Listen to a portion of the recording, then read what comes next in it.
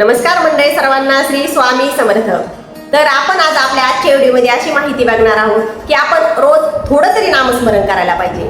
मग का करायला पाहिजे या संदर्भात मी संपूर्ण माहिती सांगणार आहे, तर तुम्ही व्हिडिओ स्किप न करता संपूर्ण बघा।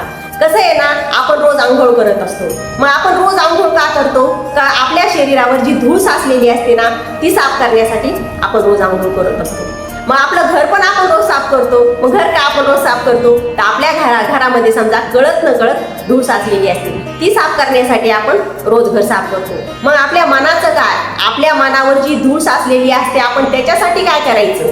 कसं आहे ना, आपण कळत न कळत दुसऱ्याविषयी चुकीचा विचार करतो। आपल्या मनामध्ये वाईट विचार येतात, दुसऱ्याविषयी समजा आपल्याला राग द्वेष निर्माण होतो, आपल्या मनात असा अहंकार निर्माण होतो आणि ह्या गोष्टी कळत न कळत आपल्या हातून समजा हे पाप होत असतं। तर ह्या समजा मनावर आपल्या ज्याचा परिणाम होतो, तर ही धूळ मनावरची साफ करण्यासाठी मग आपण काय करायला पाहिजे? तर आपण नामस्मरण करायला पाहिजे। आपल्या मनावरील धूळ साफ करण्यासाठी आपण नित्य नामस्मरण करायला पाहिजे।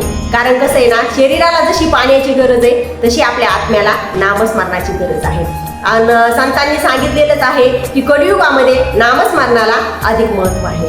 कारण कसं आहे ना, आपण सांसारिक माणूस आहे आणि आपण जास्त व्रत वैकल्य तपश्चर्या हे तर काय आपण करू शकत नाही। मग आपण नामस्मरण आपण रोज पण करू शकतो ना।